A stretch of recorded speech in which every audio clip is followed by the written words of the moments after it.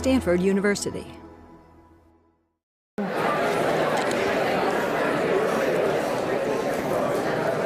Let's see, various announcements. I am out of town tomorrow, so no office hours. I managed effortlessly to confuse a whole bunch of people Monday about positive selection versus stabilizing selection, all of that. On the Q&A part of the courseworks, I've pulled out the paragraphs from the extended readings that explain that coherently, as opposed to what happened here.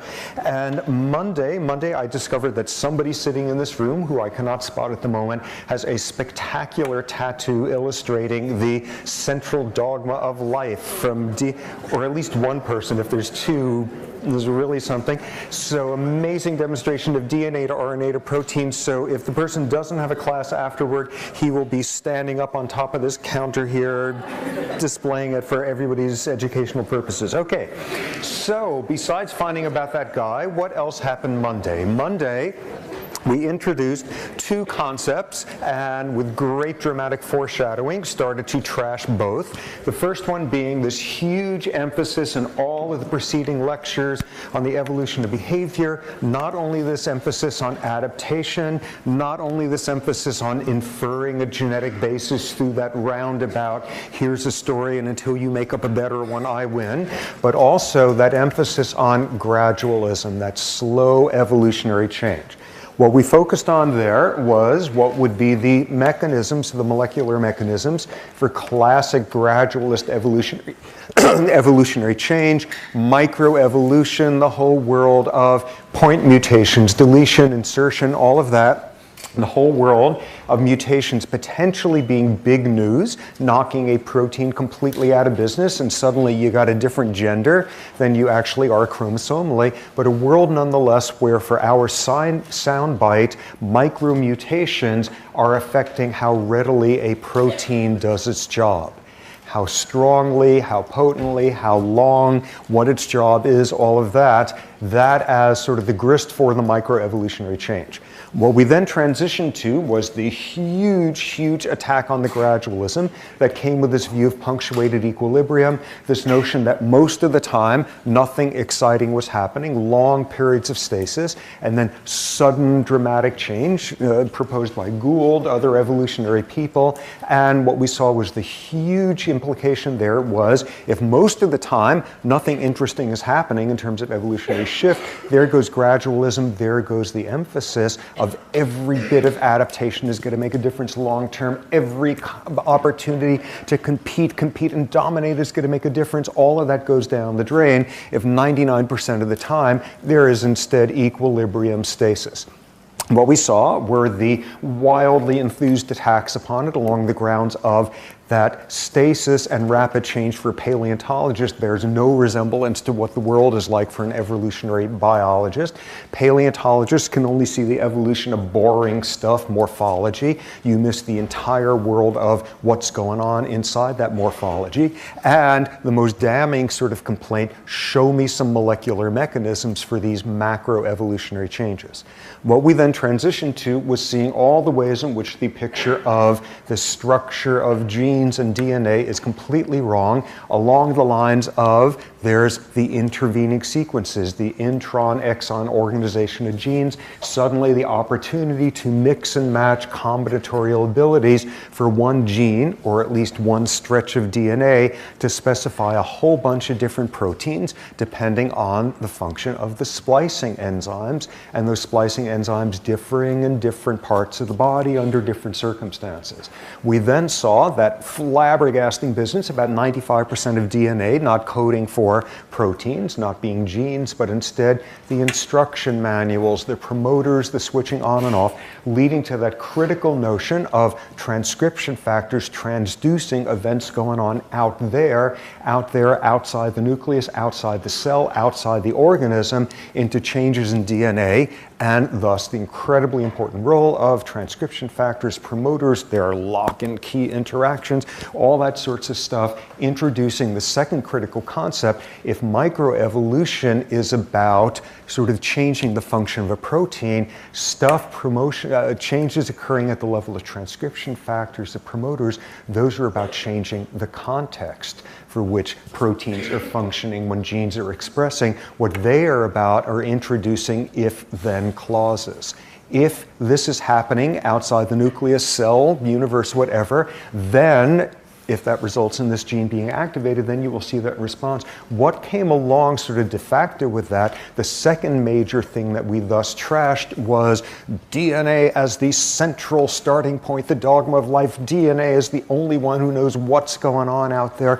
DNA commands, RNA commands, protein commands all of life. And what we saw was DNA genes are just a readout, and most of what it's about is environmental regulation of when genes activate. Finally, we began to see all sorts of ways of futzing around with gene expression that has nothing to do with the sequences of DNA, but instead has to do with things like access of transcription factors to the DNA, changing accessibility permanently, that whole world of epistatic, epigenetic changes, coming up with that soundbite. Fertilization is about genetics. Development is about epigenetics, all of that combining to show, number one, genes are not such a hot deal in terms of them knowing what's up. Number two, in addition to mechanisms known for microevolutionary change, we left just on the cusp of seeing how all of this stuff can set you up for some big-time macroevolutionary changes. First example of it, first way in which that could occur. So back to the modular construction of genes, we've got our introns, exons, all of that. And what we learned the other day is here we've got a gene coded for with 3 exons. You produce a messenger RNA that encompasses all of these plus the introns. Along comes a specific splicing enzyme, knocks out these parts, and here is the mature protein. So that's great.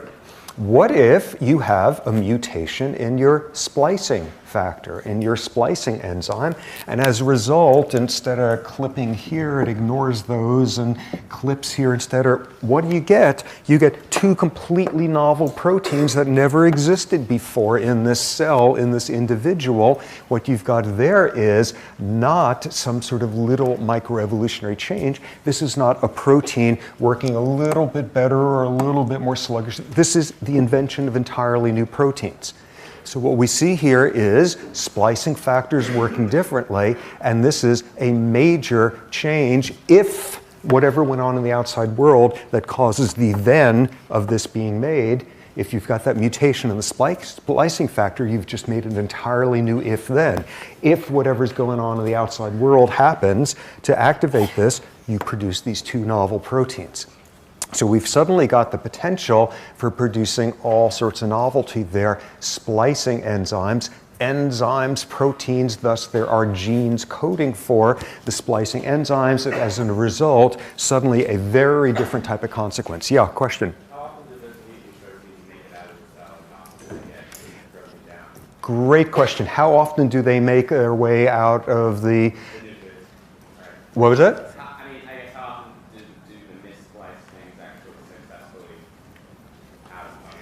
Do they have any function? Okay, that's a critical question. Wait about an hour and 17 minutes and you will get the answer to it. The answer being not very often. Oops, I gave it away. The answer being not very often, and we're going to see why that's real critical to punctuated equilibrium.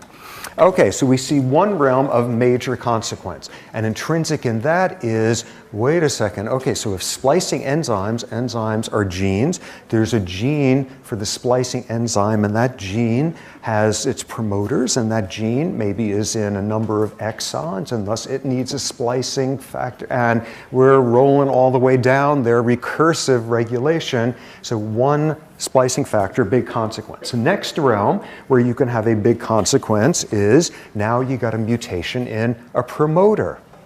A whole world of a mutation in a non-coding part of your DNA, and you can immediately run with that one. Have a different promoter, and it's going to interact with a different transcription factor. And we go back to that business about typically a promoter, the same version of it, multiple copies of that promoter appear upstream of various different genes, promoters mediating expression of entire networks of proteins. Change that promoter and you're going to change the network. Change that promoter in only some of the places where it occurs, and now you've created a completely novel network, a network consisting maybe of half of the proteins that you would have made in the unmutated version. Mutate every single version of it, and maybe it's an entirely different transcription factor that interacts with that promoter. And thus we've made an entirely new if-then clause. Not just a new if-then make never seen before protein. Now it's an if this happens, then make a network of proteins that have never existed before, a combination of these that have never occurred before. What we're beginning to see here is a theme of amplifying effects. Huge major consequences. Instead of one little protein, which thanks to one little base pair changing is 1.5 degrees more folded this way instead of that way, and 1.5% better at binding this or that hormone, that's the microevolutionary change. This is setting up for big network changes, novel genes, novel networks, novel if-then clauses. Third range, okay, an example of why promoters and promoter mutations are interesting. Later on the course, we are going to hear about one of the all-time interesting differences that you can have in one of your promoters if you happen to be a vole, and increasingly it's turning out equally interesting if you happen to be a human. This is a promoter upstream of a gene having to do with the hormone vasopressin. Do not panic or care if you haven't heard of this yet, but you will have in more detail within a few weeks. Vasopressin is this hormone which has something or other to do with social affiliative behavior in males and all sorts of interesting stuff with that. And naturally, it being a hormone, out there is a vasopressin receptor, and thus there's a vasopressin receptor gene, and there's a promoter upstream of that gene, which turns out to come in a couple of different flavors.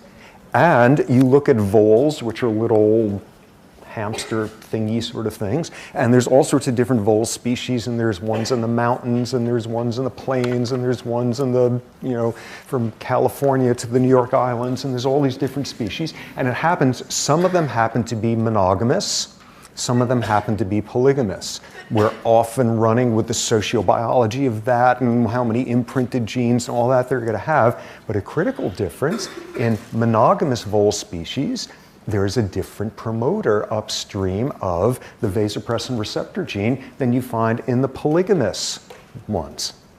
And go and mess around with them, use gene therapy techniques to change the promoter, to modify it, and you could convert a polygamous male vole into a resoundingly monogamous one. And I don't know if this counts as gene therapy, like curing a disease, or just gene transfer sort of stuff, but what you've got here is change your promoter and you suddenly have a different pattern of expression, which parts of the brain it winds up in. Suddenly you have made a major shift in behavior. You're not causing a change in a gene, you're causing a change in its promoter. You've just changed a major if-then clause. Another example of it, there's a gene that codes for a hormone neurotransmitter that has something to do with pain perception called dynorphin. It's broadly related to things like morphine and such, and it's got a dynorphin gene that's a little more complicated than that, but there's a promoter upstream. And recent research is showing that the number of copies of that promoter in different rats predicts something about how readily they become addicted to various drugs. And that winds up being pertinent. Oh, back for a second, back to the vasopressin gene and the vasopressin reporter gene and its promoter. In the last couple of years, a number of studies come out. One, for example, in a very credible journal by a great group, showing that if you happen to be a human male, which version of that promoter you have gives you a certain significant predictive power over how stable your social relationships are going to be. Get a load of that one. And that one is coming later on. Whoa, have a different type of promoter, and statistically, you are more likely to get divorced down the line. Okay, back to that first lecture, free will stuff. There is so much more to come along those lines. We will look at the vasopressin system much more in the sex lectures. But again, that's not a difference in a gene, that's a difference in a promoter. Next domain, we've now seen changes, subtle changes, dramatic changes in splicing enzymes and the genes underlying them, changes in promoters. Next obvious domain where you can get a macro change is a mutation in a gene for a transcription factor. Obviously, do that and you're going to have completely different networks. Once again, you will have changed if-then contingencies dramatically. Transcription factors are very, very important. Obviously, one measure of this, when you look at the human genome versus the chimp genome, and we will eventually do that in some detail, and say, okay, 98% of our genes in common, which is kind of accurate, and you remember from the other day how that's different at a level of explanation than you sharing 50% of your genes with your full sibling, all of that, back to us sharing 90%, 98% of our DNA with chimps.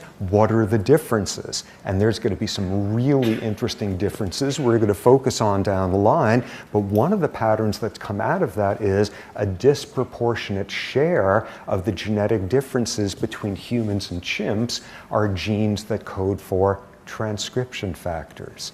And that makes perfect sense. You get a change in some gene coding for some structural protein and maybe your muscles will like bend a little bit this way instead of that way, or who knows what. You get a change in the gene coding for a transcription factor and you will have invented all sorts of novel networks. So a disproportionate share of what has gone on in evolution differentiating us from chimps are changes in transcription factors. This was a big triumph, big support for a view that came out in the 80s. There were parascientists at Berkeley, King and Wilson, and this iconic set of studies they did. They were the first people to come up with the 98% business there, and using very primitive molecular techniques that have since been affirmed. And they also came up with a prediction, a purely theoretical one, which is the most interesting changes that will occur in evolution are in regulatory parts of DNA rather than in the coding parts for protein. And everything since then has supported that, including things like you want to turn an ancestor of a human and a chimp into something that will look a whole lot different from a chimp, turn into us, change stuff with regulation, transcription factors, promoters, etc. What you see with that is this is endlessly networks for amplifying effects for macro changes. And there's a new person in the department, bio department, Hunter Fraser, a new assistant professor who works in this area, showing just how much evolutionary change is being driven by changes in regulatory parts of the DNA world rather than the genes itself. Changing a little bit about how this protein works, that's okay. Changing if-then clauses for entire networks, that's hugely important. Another interesting factoid, there's now been the genomes of, I don't know, about 100 different species sequenced, and ranging from really short genomes with, I don't know how many genes in there, to the longest ones. When you pile them up and you look at them as a function of how long their genomes are, the more genes you find in a species, the greater the percentage of those genes are that are transcription factors. And this makes wonderful sense as well. You got one gene and you only need one transcription factor. You got two genes and you could milk maximal information out of them with 3 transcription factors. You transcribe A or B or AB. You've got 3 genes and there's 7 and the equation is 2 to the nth minus 1 or whatever. But what you see is by 4 genes you're up to 15, by 5 genes you're up to 30. You're having an exponential, a dramatic increase in the number of transcription factors you need to take advantage of all the possible combinations of networks of gene expression. The larger the number of genes you find in an organism, the greater the percentage it is of transcription factors. In other words, get tiny little micro changes in DNA coding for transcription factors, splicing enzymes, promoters, and you're going to have big major consequences. So over and over here, we see this contrast. Microevolution is about the function of proteins. Macroevolution is about which proteins, when, networks, if-then clauses, far more consequential. Okay, one additional domain of, we're not talking about a tiny little micro change in one base pair, one additional domain, a highly revolutionary one that came some years ago, that also has lots of implications for thinking about macro stuff in evolution. And this revolved around one of the great irresistible musical dramas that have ever come out of the history of science. Ones that is, there's got to be a musical somewhere in the future of this, having to do with a scientist named Barbara McClintock. Barbara McClintock, if you are sort of a modern molecular sort of person, at some point or other you will have to have sacrificed a goat at the altar of Barbara McClintock. She is so amazing and she has such a stirring story as to what happened with her, one which actually is so. Okay, Barbara McClintock was born, I don't know, about 1900 or so, and was a plant geneticist and was sort of off doing genetics of plants and doing something or other with maize, whatever those people do. And she was extremely successful. She was wildly successful, I think at age 40 or so in the late 1930s. She was already a member of what's called the National Academy of Sciences, which is the most honorific science club you can belong to in this country. 40-year-old women in 1940 were not becoming members of the National Academy of Sciences. 110-year-old white guys with shiny foreheads were becoming members of the National Academy. For her to have been elected, at that point, she was an amazing scientist, one of the absolute leaders in the field. So she's cruising along there, being renowned, and one day she made a discovery that completely destroyed her career. So she's sitting there one day and she studies beloved corn, maize, and patterns of inheritance based on colors of kernels. Genes, molecular biology, non-existent, none of the stuff available now. All you could do in terms of making sense of what is being inherited, patterns of inheritance, is just looking at the phenotype, looking at the appearance, peas and whether they're wrinkly or not, people and whether they're wrinkly or not, corn and what the colors are of the various kernels there. That was cutting edge molecular sort of genetics at the time. Okay, so she's working in that domain and she's seeing a result. She's seeing a pattern of inheritance which keeps popping up in certain circumstances, and you go through all of the inferential math that was available and you crunch through everything, and you, if you were Barbara McClintock pursuing this, you come up with a conclusion that's totally nutty. The only way to explain how this change was occurring was if genes were picking up and moving around on the DNA. If genes were jumping around, if genes were mobile, moving around. And out of this, she came up with a proposal that there are such things as transposable genes, transposable genetic elements, transposons. All of the people who spend decades afterward mocking her in various ridiculing tones of voices soon refer to these as jumping genes. And the general consensus in the field was that Barbara McClintock had gone out of her mind. Yeah, genes jumping around, yeah, right. I'll show you the Brooklyn Bridge after that if you believe. That's ridiculous. That's ridiculous. And Barbara McClintock, having a certain stoic, self-esteem sort of based personality of one that was basically said, you know what, this is what I see. You want to believe it, believe it. You don't want to believe it, don't believe it. Leave me alone. I want to go back to my experiments. And she essentially disappeared from the field and just sat out in her cornfield at a lab in Long Island called Cold Spring Harbor Lab and just chugged along on her own for decades afterward. She wrote papers about it that were incomprehensible to people because no one could believe anything this ridiculous. And she was developing this whole story about genes that move, transposable genetic elements. Everybody ignored her. She was mocked. She was pilloried. She was burned at the stake. All of that. And then finally, somewhere in the 1980s, molecular techniques caught up enough to show she was absolutely right. And these things now are called transposons. Transposable genetic elements. Genes really do pick up and move around. And this was an amazing landmark discovery. The entire world went crazy about Barbara McClintock at the time. She was on the cover of Post-Wheaties boxes of cereal. There were Barbara McClintock lines of dance clothes and exercise videos and recipe books and all of that. And Barbara somewhere along the way, they gave her her Nobel Prize, and she was in her late 80s at the time, and showing exactly the stuff she was made out of, she said, well, that's nice, thanks for the Nobel Prize, but you know what? I didn't really need to have gotten it. This is what I saw. You want to believe it, yes or no? You believe it now? That's nice. Leave me alone. Let me go back to work. And she continued to work in her cornfields doing experiments up until about a week before her death in the early 90s. This is a totally cool, amazing figure in the history of science, a lonely pioneer. As it turned out, she wasn't that lonely of a pioneer, and people didn't think she was quite that crazy. And apparently a lot of her papers were ignored because she could not write and her papers were incomprehensible. But nonetheless, the general picture was she discovered all of this on her own, staked her career on this, and most people thought she was out of her mind and eventually vindicated. Totally cool sort of piece of the history of science. Really, really inspirational person.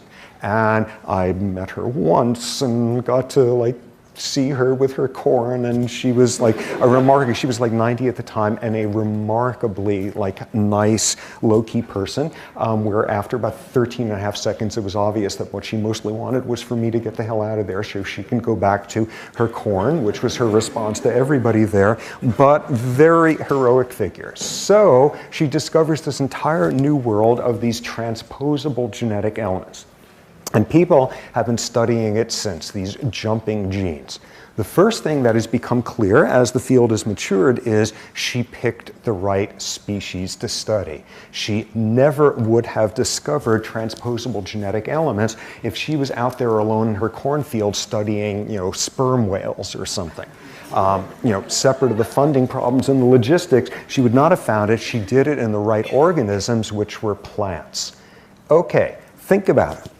You are an animal, and one of the things you can do is when the going gets tough, you can get up and run away, or you can crawl away or fly away, or whatever sort of animate animal type things can do. If you're a plant, you're stuck there. You can't run away. And if you're going to survive a challenge, you're going to have something more subtle going for you than, ooh, let's run and get out of here. And it turns out all sorts of realms of plant stress responses are in just the avant-garde of molecular biology. Plants have to have fancier tricks than all sorts of boring animals because plants don't run away. What they do instead, among their various defenses, when a challenge, a pathogen, a climate change, whatever it is, comes along, one of the things they do is there's realms of their DNA where they move genes around, where they shuffle stuff around in the hopes of stumbling onto something novel and useful to get them out of that mess. Plants have inducible events of genes moving transposable genetic elements. They tend to induce them when the plant is under some sort of challenge, a cellular stress response. And the way that's done is by activating an enzyme called transposase. And those of you who are new to the business, enzymes tend to have ASE at the end of the word, lactase, sucrase, transposase. And what you've got there is, this is a defense on the part of the plant. Juggle some of its DNA prudently and see if you could come up with something to help you. Make a copy of the gene and then go plunk it down somewhere else and see if you've stumbled into something useful. And it was only in the aftermath that people started to look at the same issue in animals and vertebrates and mammals, and shockingly to everyone except sort of people who hung out with her was the fact that we've got them too. We've got transposable genetic elements, we animals. We've got them where they were first discovered, made a lot of sense as well. Okay, you are some scientist and you've just invented in your lab some pathogen, some toxin, some who knows what that has never been seen before in the history of the planet. You've synthesized it and you inject it in a whole bunch of people and they get totally sick and miserable, and then you come back 2 weeks later or 2 months later and they will have made antibodies against that thing. their body, their immune systems will have made antibodies against some invasive pathogen thingy that never existed before in the history of the planet.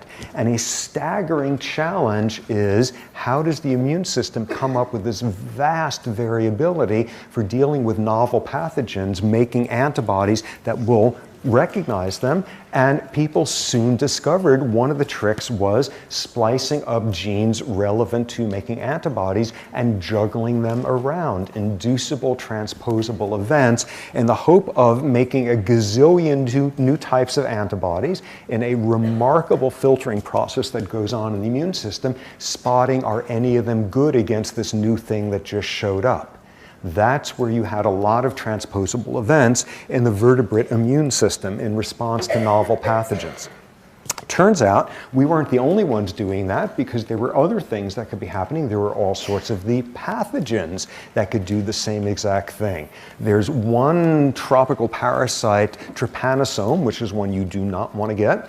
And trypanosomiasis is the inflammatory disease you get from a trypanosome, this parasite, and it shows up in your body, and your body does this inducible trick, and thank God comes up with some antibodies that could begin to target it and attack it. But trypanosomes also worship at the altar of Barbara McClintock. What they do is, a couple of weeks into it, they take away the surface proteins on their surface, and they juggle some of the relevant DNA and come up with a novel version of it. So just as you've got the antibodies online, you can't recognize the thing with those antibodies. You got to start the process all over again. And thus, trypanosomes are always a couple of steps ahead. Thus, the immune system has to have evolved better ways of juggling, coming up with novel stuff, co-evolutionary races there. But the cornerstone of it is inducing movable genetic elements. And what people have learned since then is it occurs outside of just the immune system and under interesting circumstances. One really amazing one, which I was going to tell you later, but I will tell you now because I just can't wait. There's one transposable element that's very predominant in primates, and there's a certain cell type and a certain time of life when it is most mobile, when it moves around the most, which is the cells in your brain that are going to be making you new neurons, neural progenitor cells, at the time that they start proliferating and making new neurons. There is an inducible event at that time where you increase the movement of that one genetic element. What are you doing? You're making some new neurons, and as it turns out, in a fairly controlled realm of your DNA, you decide to shuffle the deck a little bit, just because you want to get interesting, novel sort of things that neurons can do. This is totally amazing. This is totally amazing because, among other things, what this tells you is the cells in your body that have the greatest thing to do with making you who you are the least constrained by genetic determinism, because right when these types of cells, neurons, are first being generated, they're doing more shuffling of genetic cards than any other cell type in the body. That sure takes away the power of genes a lot when it comes to the nervous system. These transposable events make a whole lot of variability, some of which is wonderful. Some of which is not, and thus coming back to the question that was asked before, are these disastrous in most of the cases? Yes, but in a few minutes we'll see exactly why. It is not likely that when you randomly shuffle a bunch of cards, they're going to come out in a perfect, sequence of numbers or some such thing. It is a long shot to get something interesting out of it. Nonetheless, this is a mechanism for doing this. What this allows you to do by moving parts of DNA around, making a copy of this stretch, and then moving it, and I don't know the field that well, but I think at least in most cases, the notion is it plunks down randomly somewhere else in the genome. By moving stuff around, you can have big macro consequences. For example, suppose you've got, by now, an if-then clause, introducing this concept already, if-then clause, and we can translate this totally primitively into worlds of promoters and worlds of the actual gene. Okay, so you've got an if-then clause. Suppose you are dehydrated. If you are dehydrated, translating that into actual biology, I don't know, your hematocrit or how wrinkly your kidneys are getting or some such thing, then tell your kidneys to start doing something or other that kidneys do to retain water, which I once understood for a final, but no longer do. But you wake them up and they have some response. So we've got an if-then clause. If you are getting dehydrated, then make your kidneys work in a way that increases water retention. This is ridiculous. There is no if you're getting dehydrated promoter. There is no gene that is equivalent. There's networks though. There's networks and there's ways in which your kidney monitors that and other outposts in your body. So we have a rough if-then clause. Wouldn't take a whole lot of imagination to turn that into real biology. Now suppose you have some transposable event. Suppose whatever it is, the promoter world of that picks up and moves, and the if you were dehydrated part of the if-then clause floats around. It gets plunked down upstream from the genes that say go and ovulate. What have you just invented? What does this allow you to do? So now you've got an if-then clause, a promoter that responds to dehydration, and it turns on genes related to ovulation. And what does that get for you? Any ideas? Oh, come on. Ovulate really frequently. Okay, depends on your threshold. If like you should be skip orange juice in the morning, does that mean you're dehydrated enough to ovulate? Okay, you could set it at a very low threshold like that. You could do that. You could do something else though. What else? Yeah.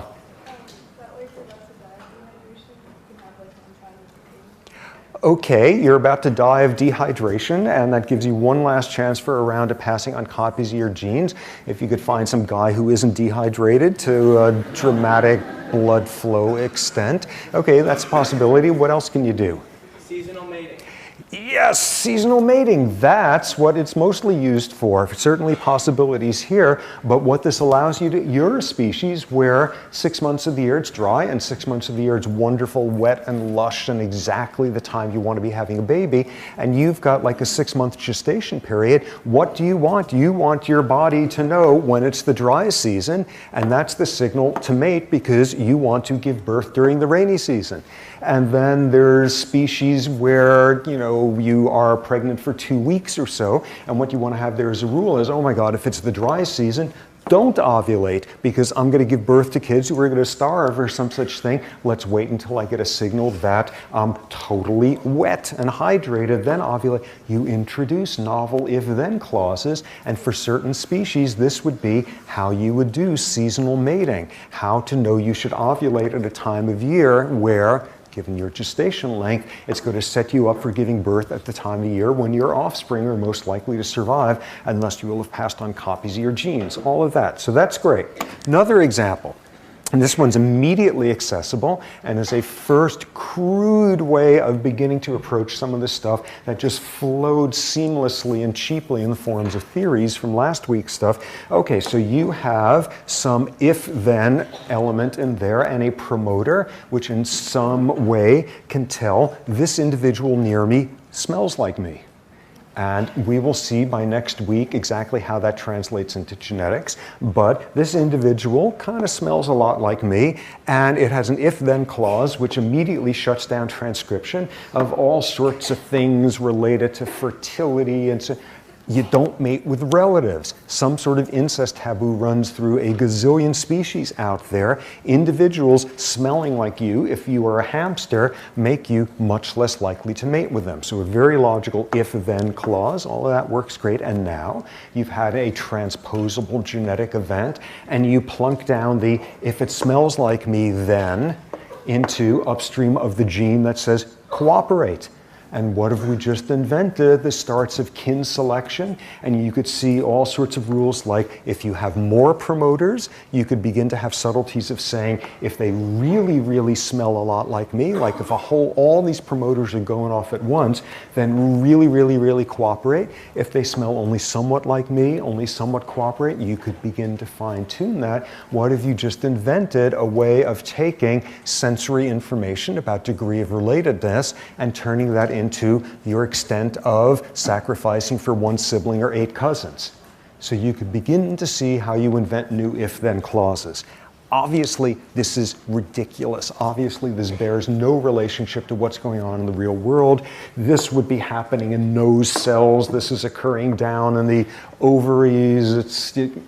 There is no promoter that responds to, ooh, somebody here is smelling like me. But there's some that do stuff not all that far from that. You could begin to imagine turning this into real biology, how you could program for this. And once you got genes moving around, you've plunked a promoter down someplace else. You've just made a new if-then clause. Now, the possibilities of transposable genetic elements also raises the possibility of moving around parts of genes, not just parts of regulatory elements, moving around parts of genes. How would you do that? How would you move a part of a gene? Exons, that's that modular construction of genes again, where if you get a transposase that comes and does its thing there, and in making a copy of this, moves this stretch around, you're now moving copies of parts of genes around, and you could create new genes. For example, here we have the basic mechanism of action of steroid hormones. You guys who need an introduction to that will get it in a week or two. Steroid hormones, hormones like estrogen, progesterone, testosterone, glucocorticoids, all of these, they work as follows. Steroid hormones can enter a target cell and they bind to their receptor. Yes, indeed, lock and key, all of that. It happens, steroid hormones are not made of amino acids. They have a different structure, but nonetheless, each has a distinctive shape, and each type of receptor for a type of steroid hormone has a distinctive shape driven by its amino acid sequence and thus gene code, all of that. So you've got a specific type of steroid hormone fitting into its specific type of receptor, estrogen into an estrogen receptor, that sort of thing. And what it does as a result is it activates this receptor complex, and on the other side of it is a conformation which recognizes a particular promoter down on the DNA. In this case, what would be called an estrogen responsive promoter.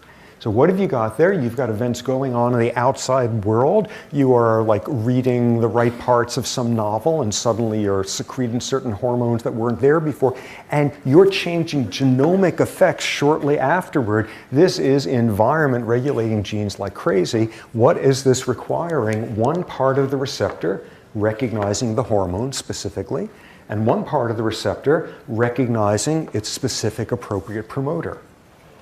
So now along comes one of those transposable events, and it happens steroid hormones. This would be called the hormone binding domain, and this would be called the DNA binding domain. In steroid receptor genes, those are in different exons, and suppose along comes a transposable event, and you clip this part off and you stick in a different hormone binding domain. So you've just made a completely different if-then clause. If this hormone is around, then do this. Now suddenly instead it's, if this hormone is around, then do this. New if-then clause. Here would be one possibility. Okay, one of the class of steroid hormones, glucocorticoids, which eventually you will come to love because you will hear endlessly about it.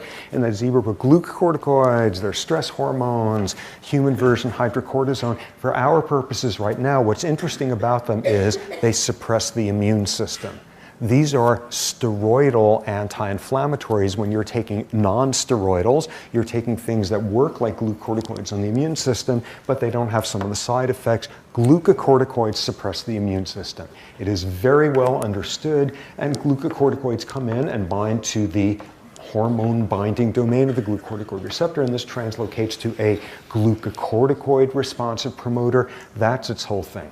So now you have gotten a transposable event, and what you've done instead is plunked down the hormone binding domain from the progesterone receptor.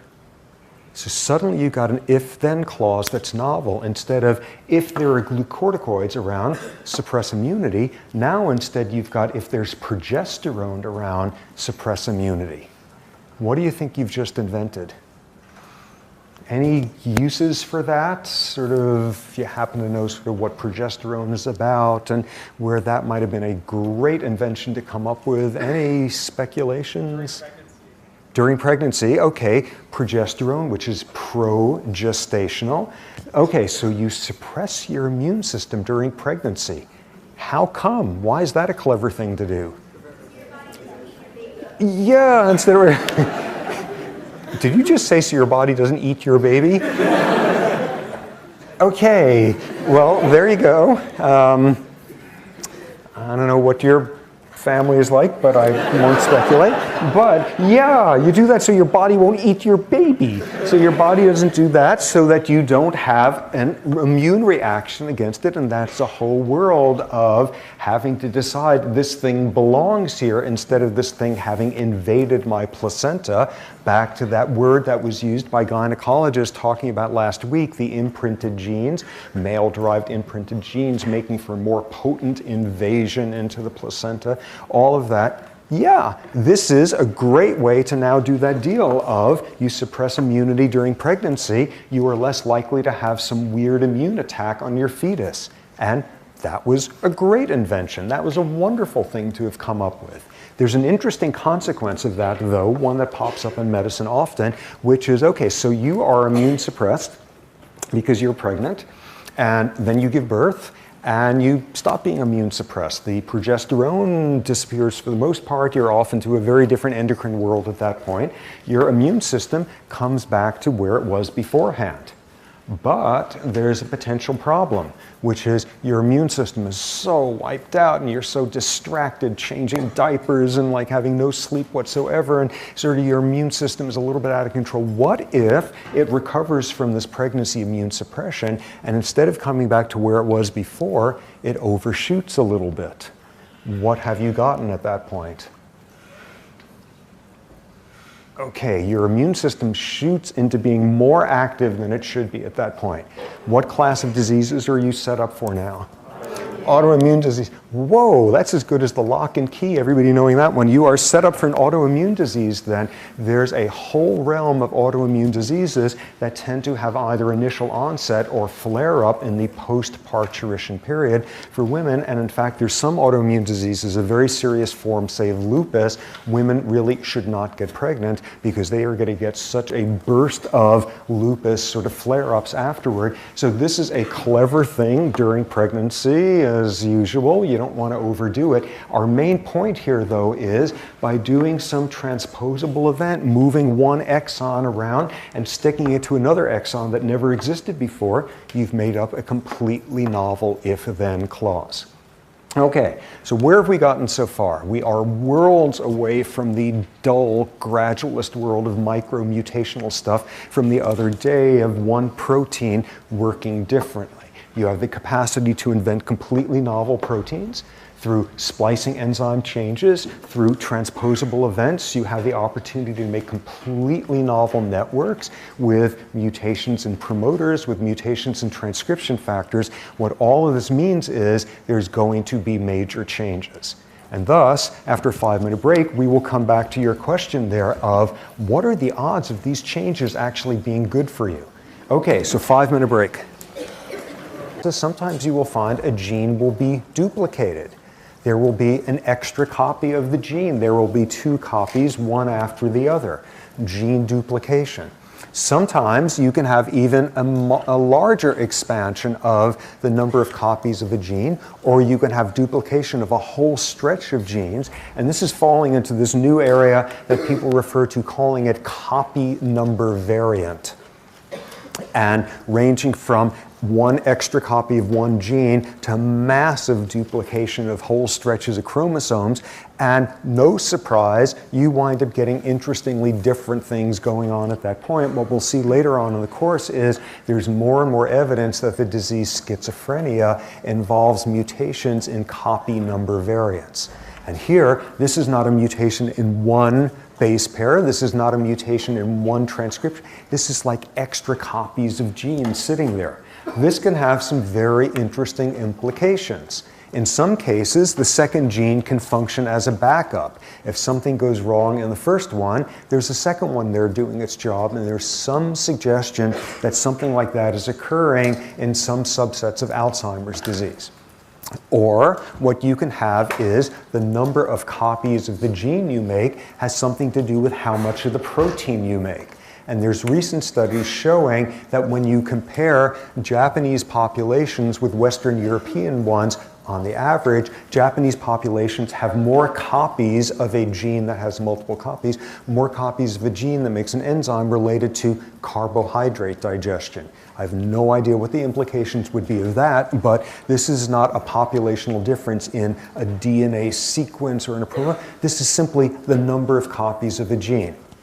What a second copy, what a duplication also allows you to do in the most metaphorical sense is experiment with one of the copies, because the other one is there taking care of whatever the function is that's critical. What you will see is you get faster evolution going on with genes that you have duplicated, where one of them is the one that in a sense is freed to have more dramatic movement, and what you then see is it's more likely to stumble into some great use without sacrificing the initial use in the process. And there's a guy, University of Oregon, named Joe Thornton, who's done really interesting work on the evolution of genes for steroid receptors. And what he has shown from ancestral genes is that's exactly what's occurred. A lot of what are now two different genes for two different types of steroid receptors were once duplicates of the same gene, and one was allowed to float and eventually, in at least some cases, stumbled into something useful while the other one held into place.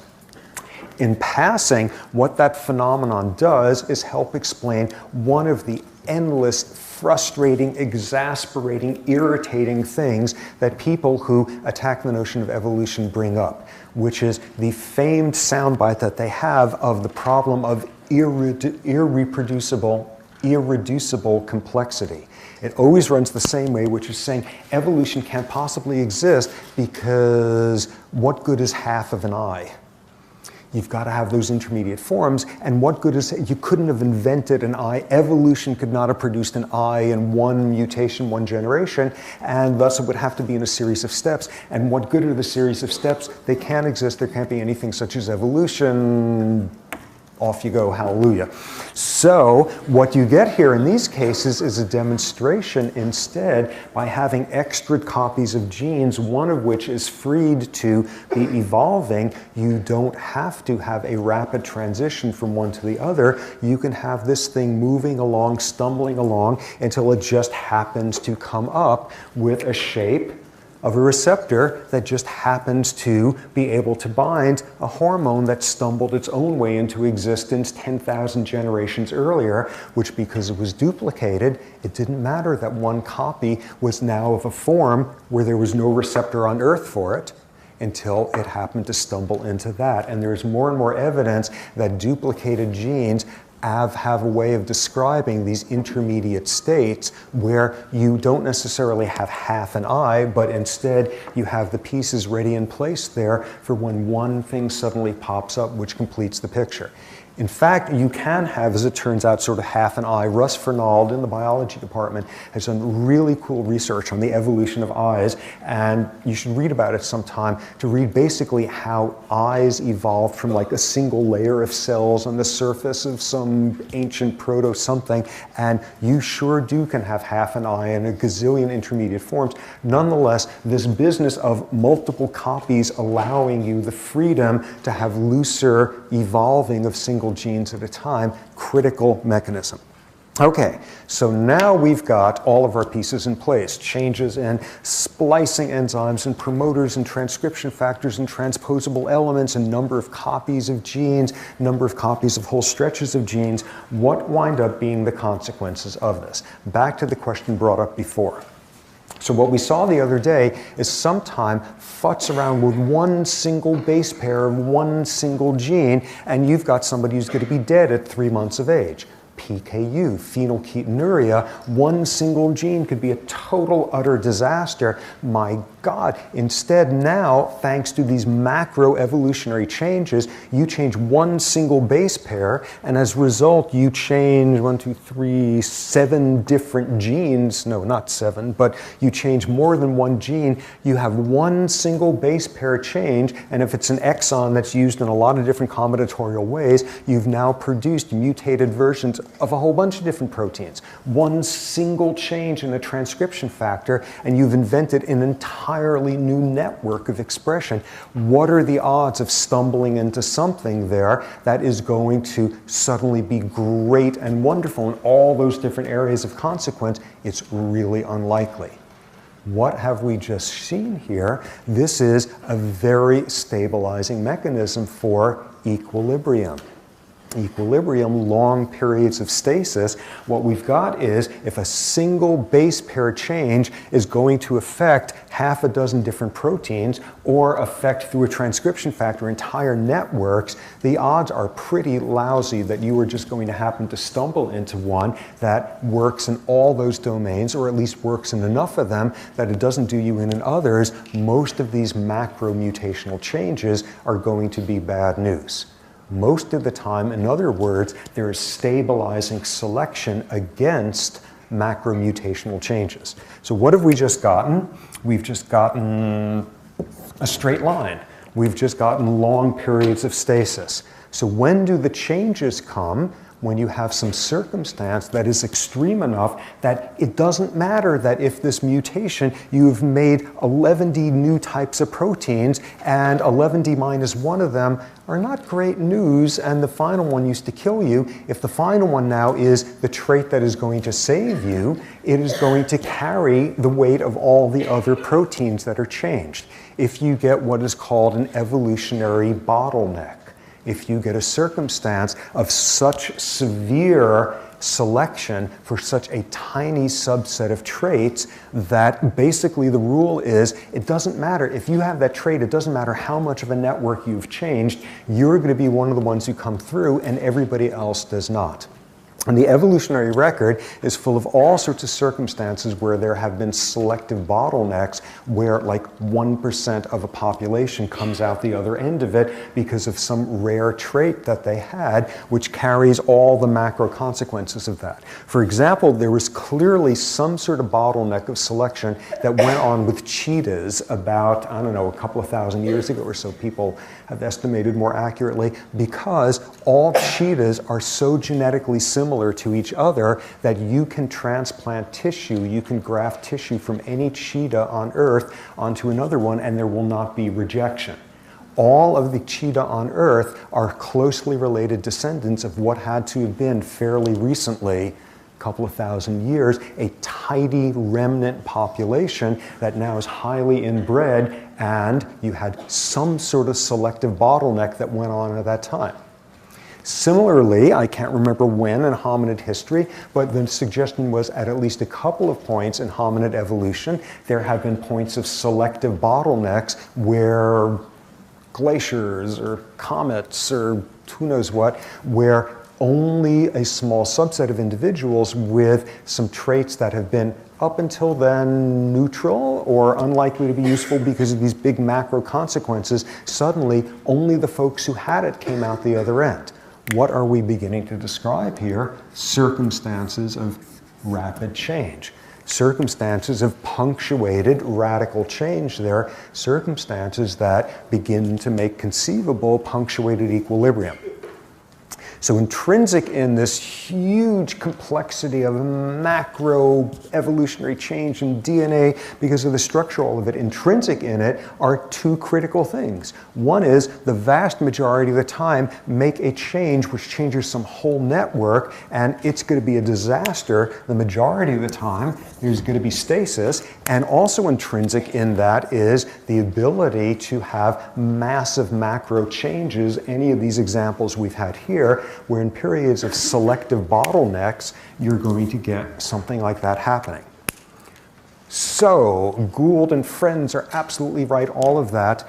Not necessarily, because again, this radical rapid change period, that's for paleontologists, for biologists, that's thousands of generations in some cases. Again, what counts as very rapid in one scientific discipline may not be the same for the biologist at the other end. Nonetheless, this winds up being a mechanism for long periods of stasis and very rapid change. Okay, So that suggests that, where we have these mechanisms. So how does one begin to resolve the microevolutionary picture of gradualist sociobiology from last week and the macro picture of punctuated equilibrium drama and all of that? How do you begin to put the pieces together? Okay, a number of ways that it could be done. Let me just see here. Yes, a number of ways it could be done. One is thinking again about micromutational changes are about changes in the function of pre-existing proteins. Macromutational changes are about the invention of new proteins, new networks, new if-then clauses, all of that serving different functions. Back to the difference in the genome between humans and chimps. When you look at the micro versus the macro differences, for example, in the domain of the immune system, most of the differences between humans and chimps genetically have to do with microevolutionary differences. And that comes down to clinical pictures that you see. Humans are much more resistant to tuberculosis than chimps are. Chimps are much more resistant to malaria than humans are. Nonetheless, it's the basic nuts and bolts of the immune system there. One of these guys has a little bit better of this, one has worse of that. This is within a realm of gradualist change. The genetic differences that explain that are microevolutionary ones. Where are the macroevolutionary differences between humans and chimp genomes? Those are the ones that have to do with development.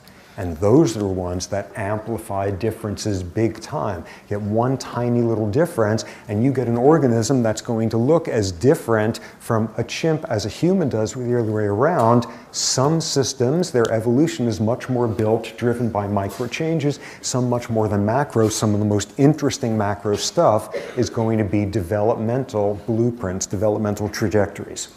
Okay, what else? What else in terms of resolution?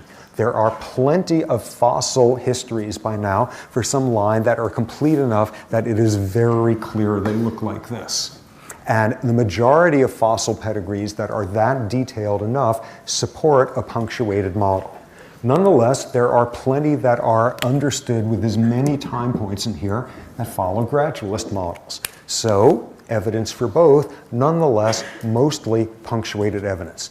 The biggest problem, though, in debating all of this is it is impossible, for the most part, to see gradualism going on because it's gradual, because it's hard to spot that. It's hard to show whether changes are incremental or changes are rapid, but by now there are a few examples where people have actually been able to observe evolutionary changes in organisms, and ones that can count as fairly rapid.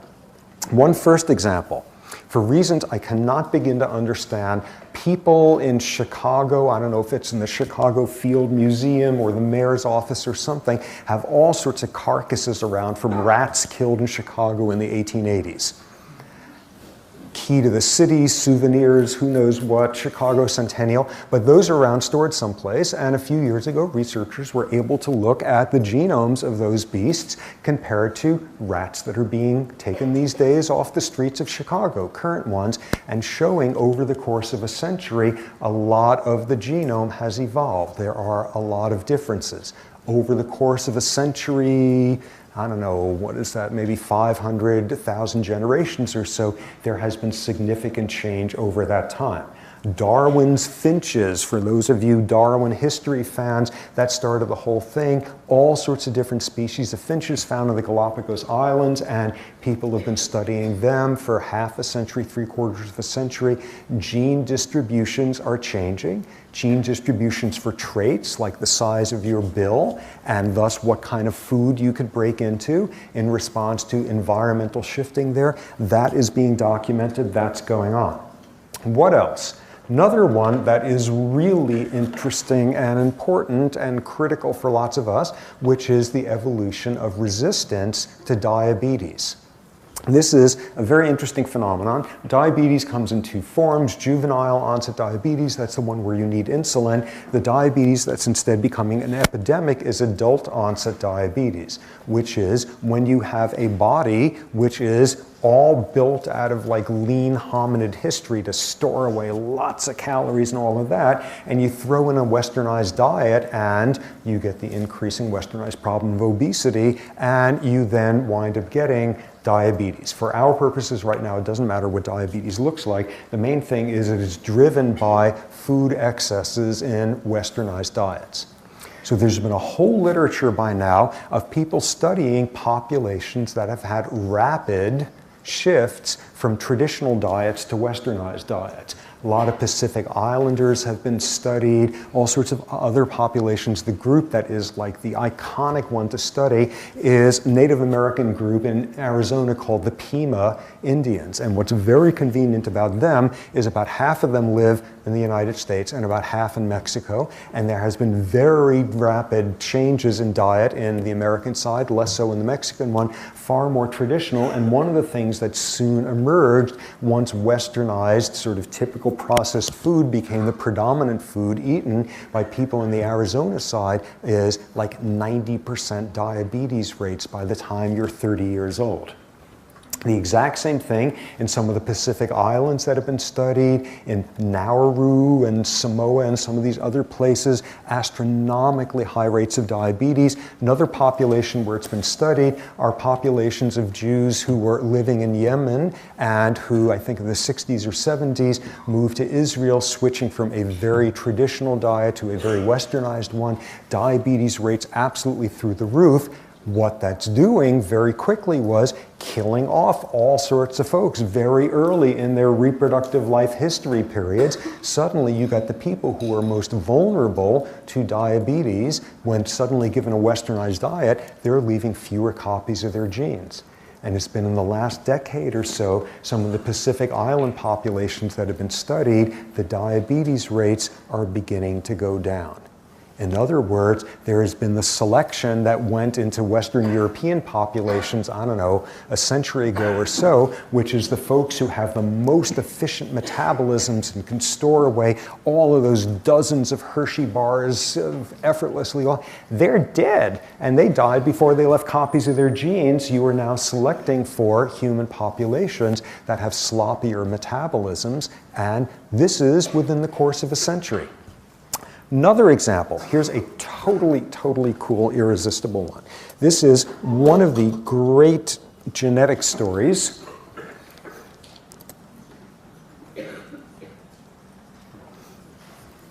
Okay, as you can see, or not, this pure white screen tells you that this is research that went on in Siberia.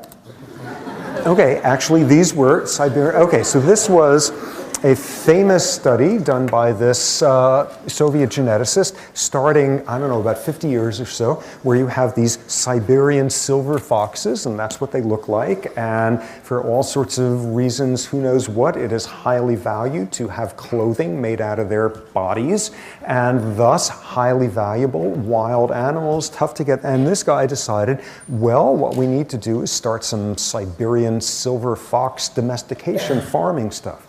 So he did a very logical thing. He started selectively breeding them for tameness. He would have a bunch of captive foxes that were wild-born, and most of them totally feral and crazed, and he would see, is there a subset, 5%, 10% of them, that I could get relatively closer to that were calmer in the human's proximity, only let those ones breed. Now take their offspring and only take the 10% or so that are most calm, most easily tamed. And it took about 35 generations or so to get foxes that were as tame as dogs are. Something else totally amazing. So he's breeding them for only one trait, a behavioral trait, which is the ability to get close to them if you're a human, calmness on their part, whatever you might describe it as, breeding entirely based on that trait. And when you spend 35 generations breeding a wild animal like a fox so that it's the ones who are most able to function in the role of domesticated animals, it's not just the behavior that changes. This is what the adults look like 35 generations later. Oh, give me one, give me 100. I want, yes, give me, they're adorable. adorable. Can you believe how great they look? What's going on here? They were selecting for a behavioral trait, and they are fox puppies. They've got big roundy ears and these cute little short muzzle things, and they wag their tails when humans show up. And these are not dog descended to wolves. This was 35 generations to turn something on the left into something looking at the right. Very interesting thing we will come to in the ethology lectures. Basically, what you're breeding for when you're breeding a wild animal to be tameable, you're breeding for the ones that behave more childishly, the ones who are acting more like developing animals who are more dependent on other individuals. You're breeding them for infantile traits. This is what a baby fox looks like. This is what these domesticated adult foxes look like. Totally amazing that this happened. Ironic ending department. You will notice that the coat has changed from the ones on the left to these wonderful coats that you just want to have made into underwear and hats and all of that sort of thing. And on the right, they look like, you know, Spot and Rover and all those guys. There, it is called a piebald coloration pattern. Somehow also, you can't get the domestication without that happening. Ironic ending, nobody wants to wear clothes that look like that. They would have been killing Dalmatians for years if that were desirable. In the process of breeding them, they became useless economically. Nonetheless, totally amazing demonstration. 35 generations, and you turn something on the left into something looking like that on the right, who will wag its tail at you and lick your face and bring your chewed up slippers back to you. This is very rapid change.